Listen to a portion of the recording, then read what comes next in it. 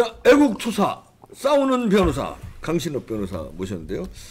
야, 유승민이가 뭐 지가 저 당대표 적합도 조사 1위라고 막 설레발치고 또 이 좌파 방송들 신문들은 네. 유승민이 1위 아, 난리 났습니다. 난리 났네. 지금 지가 링크를 걸어가지고서 네. 이제 군부를 떼기 시작했습니다. 네. 군부를 떼니까 이제 좌파 방송에서 또 좌파 언론에서 그걸 갖다 보도를 해주는 거예요. 네. 그래서 유승민이 대세인 것처럼 지금 이렇게 몰아가고 지금 있습니다. 아닙니다. 대세 아니에요. 예, 근데 지금 위험합니다. 속는 겁니다. 예, 그래가지고 이제 유승민이 나올 것이 거의 확실하죠, 그죠? 박사님 네. 그렇게 보시죠. 예, 지금 뭐 네. 군부를 떼는 거 보면은 네. 근데 유승민이 그런 얘기했었거든요. 2022년 정책 도전을 마지막으로 생각한다 이렇게 분명히 얘기를 했습니다. 네. 그런데 또 이제 그 약속을 어기고 다시 당대표에 나오겠다는 거죠. 네. 얼른 대통령 나가면서 나 정치적 도전 마지막이라고 얘기했어요 분명히 네. 지입으로. 근데 또 안 지키고 이렇게 나온다는 건데 근데 이것이 말이 안 되는 것이 여러분 유승민은 지금 도대체가 국정 철학을 지금 국민의힘과 같이 합니까? 아유 반대지. 예, 또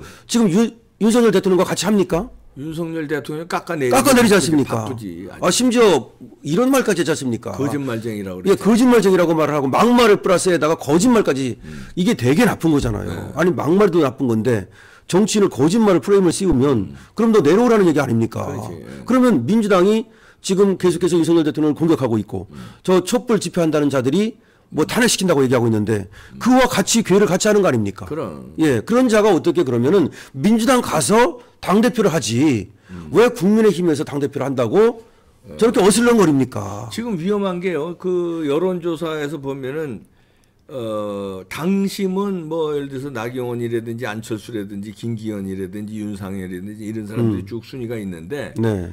이게 당심이 아닌 사람들의 유승민이 1위가 나온다는 거예요. 여론조사. 그렇습니다. 그 여론조사 믿을 수도 없지만 그건 뭐냐면 민주당 지지자들이 역선택을 해주는 그렇죠. 겁니다. 지금 방심할 수 없습니다. 그래가지고 우리가 항상 얘기하는 거지만 원래가 이제 역선택 방심을 빨리 집어넣어야 된다. 그래가지고 예, 당 대표는 당원에게 우리 그런 말 있지 않습니까? 카이사르의 것은 카이사르에게. 그렇지. 예, 그 예수님이 하신 말씀 아닙니까? 네. 그래서 하나님의 것은 하나님에게 이런 얘기 하는데 제가 이제 얘기하는 것이 카이사르의 것은 카이사르에게 주고 그다음에 당 대표는 당원에게 주라 이런 말입니다. 그렇죠. 그러려면 역선택 방정을 반드시 집어넣고 그다음에 이 당원 100%를 하든지. 네.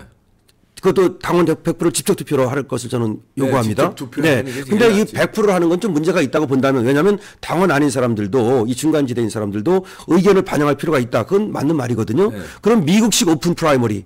미국식 오픈 프라이머리는 직접 가서 투표합니다. 네. 직접 가서 투표. 그러니까 여론조사 하지 말아라. 이거 안 된다. 그다음에 역선택 방지정 반드시 집어넣어라. 네. 그다음에 미국식 오픈 프라이머리는 그것이 이제 같은 나라잖아요. 같은 나라잖아요. 당원 아닌 사람들한테. 민주당의 네. 뭡니까 오픈 프라이머리하고 공화당 오픈 프라이머리 같은 나라이기 예. 때문에 역선택이 안 되죠. 그렇죠. 근데 우리도 그렇게 하면 좋은데 민주당이 말 안 들을 테니까 같은 나라 하기 어렵다면 제가 제안하는 거는 일단 100% 당원 투표를 하든지 그것이 좀 그것보다는 그래도 국민의 뜻을 반영해야 되겠다고 싶은다면 나와서 투표하도록 적어도 네. 그리고 신분 확인하고 네. 그 정도라도 해서 그야말로 역선택을 막아야 된다. 네. 그러면 역선택 방지조항 넣고 그다음에 지금 말씀드린 것처럼 그런 식의 오픈 프라이머리 그런 식의 당원 투표를 하게 되면은 당대표는 당원에게 돌려드리는 네. 겁니다. 이것이 정당 민주주의도 맞고 그다음에 이 당원 민주주의도 맞고 네. 그래서 요걸 이제 말씀드리는 건데 그다음에 네. 유승민이가 안 되는 이유를 제가 좀 말씀을 드리려고 그래요. 네. 유승민이는 정말 안 되는 자인데 유승민이 이제 아시지 않습니까? 원래가 이제 새누리당에서 그 한나라당에서 새누리당으로 이렇게 해갖고 이제 그 당시 최장집 교수가 처음에 정치에 입문시킨 겁니다. 그다음에는 이해창이가 대선을 앞두고서 이 유승민을 이제 정치에 입문시키거든요. 네. 그래서 시작을 했어요. 좋다 이거예요. 그래서 17, 18, 19대, 20대 이렇게 4번을 갖다 연속 네. 국회의원을 합니다. 거기에는 아버지 유수호의 덕도 있는 거죠. 네. 아버지가 국회의원이지 않습니까? 네. 그래가지고 그야말로 금수저를 물고 태어난 사람인데 어쨌든 처음에 정치가 그렇다고 치고 이 사람이 언제부터 그게 잘못하는 거냐면은 박근혜 대통령 비서실장을 했거든요. 네. 아시지 않습니까? 네. 그때 배신 때리지 않습니까? 뭐 지가 어쩌고저쩌고 하지만 어쨌든 배신입니다. 그래서 DNA가 배신이라고 얘기를 하는 건데 그 배신 한 번이었으면 모르겠어요. 계속 배신을 때리는데 그다음에 이제 바른정당 만들어가지고서 그 국민의 당인 안철수하고 합병을 합니다. 네. 그래서 바른미래당이 탄생을 하는 겁니다. 그런데 네. 그때도 뜻은 좋았어요. 영남에 유승민 그리고 호남의 지지를 받고 있던 안철수 이렇게 가지고서 그야말로 전국 정당을 만들어 가지고 국민의 뜻을 수렴하는 정당을 만들겠다 그렇게 시작한 건데 물론 뭐 안철수가 잘못이냐 유승민이 잘못이냐 말이 있지만 두 사람 다 문제가 있는 거고 그때 유승민이가 어쨌든 튀어나간 겁니다. 왜 튀어나갔느냐?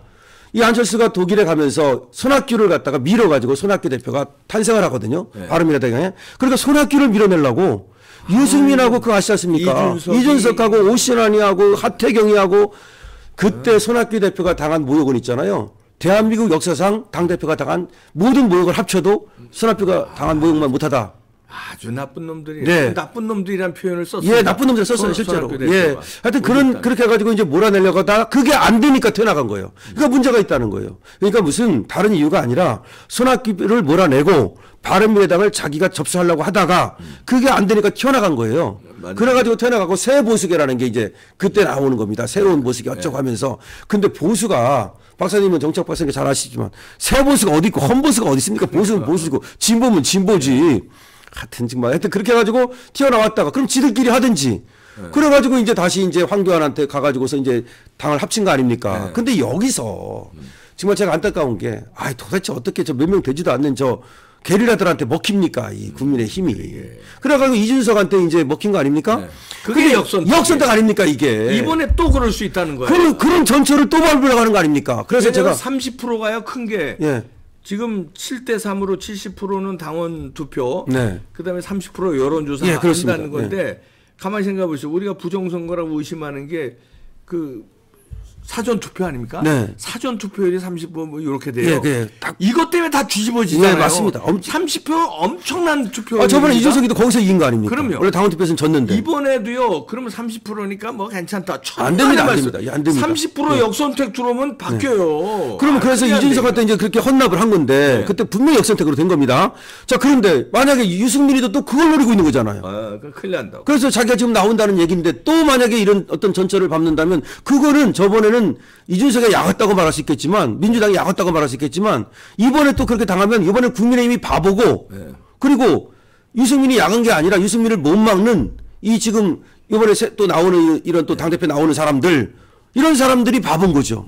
그래서 여기에 대해서 전진석 비대위원장이 이거 심각성을 깨달아야 되고 막아야 됩니다. 그다음에 이번 나온다는 사람들 있지 않습니까? 뭐 나니 뭐 김인이 하여튼 나온다는 사람들 아니니 이런 사람들도 나오기 전에 나 나온다고 말하지 말고 빨리 역선택 방지합시다. 근데 이게 뭐 어렵지 않습니까? 당원 당규를 바꾸는 것이 뭐가 어렵습니까? 저번에 이준석이 몰아낼 때는 우리가 말이죠. 이 사실은 비상대책위원회를 구성한 거 아닙니까? 그 비대위 만들 때 바로 당원 단계 바꿔가지고 바로 전국이 열고 전국 상임위 열고 그래가지고 이렇게 된 거 아닙니까? 그런데 이런 것이 다 나무합이 다 버리될 가능성이 있지 않습니까? 지금 만약에 역선택을 방지 못하고 유승민이 된다면 그게 무슨 필요가 있겠습니까? 그렇죠. 정진석 비대위원장 만드느냐고 얼마나 어려웠고 그다음에 이준석이가 가처분 계속 1차, 2차, 3차, 4차, 5차 하는 걸 우리가 간신히 막아냈는데 그 가처분을 막아낸 이유도 결국은 저들에게 그런 어떤 기회를 안 주기 위한 거 아닙니까? 그런데 이준석의 숙주라고 할 수 있는 오히려 이준석 우위에 있습니다. 유승민이. 숙주. 거기다가 DNA가 배신자라고 하는 이런 유승민이가 만약에 당대표가 된다면 큰일 나는 겁니다. 큰일 나는 겁니다. 그러면 반대로 생각할 때 민주당 지지자들은 그걸 노릴 거 아니에요? 노리죠. 그러면 민주당 지지자들은 절체절명의 찬스라고 생각합니다. 그렇죠. 그러면 역선택을 적극적으로 한다고. 적극적으로 합니다. 지지자들도 적극적으로 하지만요. 여론조사 기관이 대부분 좌파입니다. 그렇습니다. 여론조사 기관의 대표들이. 그러면 여론조사 기관들이 목숨 걸고 이 역선택을 하게 만들 수 있습니다. 이번에는요. 이준석 때보다 더하다고 보는 것이 뭐냐면 윤석열 대통령을 탄핵하겠다고 김건희 여사를 구속하겠다고 하는 놈들인데 그리고 지금 촛불 집회를 하겠다고 난리를 떨고 있는데 지령을 내릴 거 아닙니까? 그렇죠. 그럼 그 자들이 지금 그 촛불 집회 한다는 그 자들이 몰려 나오면 그 자들이 뭐 다 전화 받아가지고 그야말로 역선택하면 못 당합니다. 못 당합니다. 이거는 심각하다는 말씀을. 여론조사 기관도 암암리에 이렇게 그렇게 조작할 수 있고요. 저번에도 이준석 그때도 사실은 방심하다 당한 거 아닙니까? 설마 뭐 이런 생각을 했을 거예요. 이준석이가 그 당시에 뭐 혼자 뭡니까 이거? 백팩 메고서 다니고 그러니까 우습게 봤을 거예요 아마. 천만에. 천만에입니다. 그때도 걔는 역선택이 있다는 것을 알고 자신만만했다는 걸로 저는 보거든요. 네. 지금 유승민이도 역선택을 노리고 윤석열 대통령을 까는 네. 발언을 계속하는 거예요. 네. 그래야 민주당 지지자들이 시원하거든. 네. 그러면 그래야 자기를 또 지지하러 역선택으로 들어오니까 역선택 유도하려고 자꾸 윤석열 공격하는 그렇습니다. 거예요. 원래 유승민이가 그렇게 안 했었는데 요새 굉장히 강하게 공격을 하잖아요. 그게 역선택 심지어 하청을 줘가지고서 그래가지고서 정적을 제거하려 했다 이런 얘기까지 했어요. 그러니까. 뭐 막말 플러스 뭐 거짓말 이거 하고 뭐 나토에 가서 한 게 뭐가 있느냐 조문도 하지 못했다 뭐.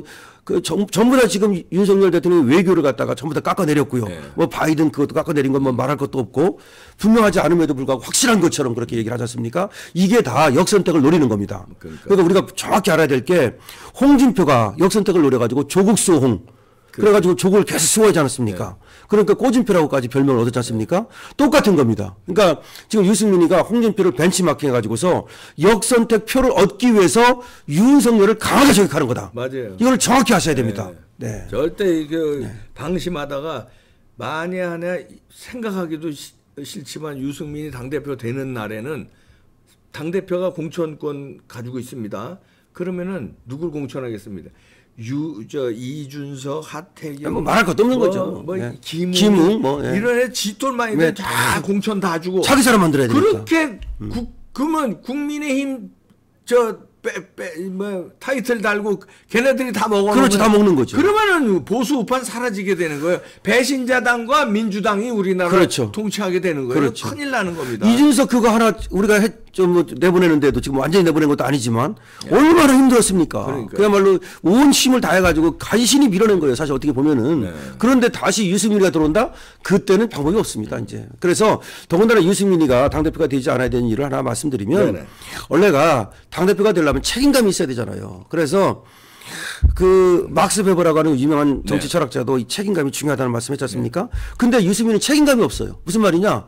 이준석이가 그렇게 난리를 쳐도 이준석이가 그렇게 소위 갖다가 그 국힘에 해를 끼치고 윤석열 대통령에게 해를 끼치고 그래도 계속 이준석이라 다 지지하고 옹호했지 이준석이 뭐 이렇게 해야 된다 그렇게 하면 안 된다 이렇게 어른으로서 책임감 있게 정말 그렇게 한 적이 한 번도 없어요. 책임감이 없는 자입니다, 저자는. 그러니까 정치적 선택과 정치적 결단에 대한 책임이 굉장히 중요한 거 아니겠습니까? 뭐 균형 감각도 중요하고 또 윤리 의식으로 통제에 대한 헌신, 열정도 중요하다. 이것이 막스 베버가 하는 말인데 저는 그 중에서도 뭐 열정도 없을 뿐만 아니라 가장 중요한 책임감이 없다. 이승민이는 안 돼. 그래서 안 된다라는 말씀을 또 드립니다. 정치적 그 능력도 없다.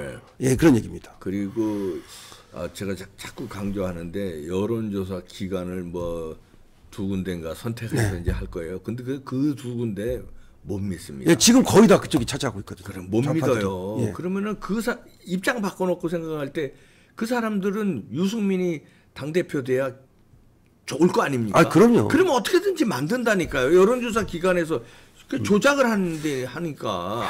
큰일 납니다. 한간에는 이준석이가 네. 그때가 이제 그 저쪽하고 친하니까 그야말로 이준석이가 그 당대표 될 때 그 여론조사 30% 그것도 상당히 이준석이가 유리한 어떤 그런 여론조사 기관, 여론조사 어떤 그런 다른 설이 있어요. 근데 저는 상당히 근거가 있다고 보거든요.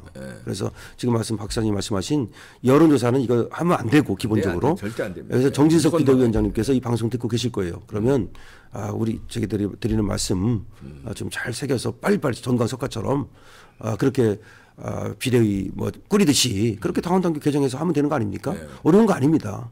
그렇게 해주시기를 부탁드립니다. 비상대책위원장이면 이 비상 상황을 그렇죠. 돌파하는 걸 해줘야 돼요. 그렇죠. 그건 다른 거 아닙니다. 예. 전당대회 잘 치르는 거죠. 전당대회 잘 치르는 건데 전당대회 잘 치르기 위해서는 역선택을 방해해야 그렇죠. 돼요. 예. 당원이 원하는 사람이 당대표가 그렇죠. 되죠. 예, 그렇습니다.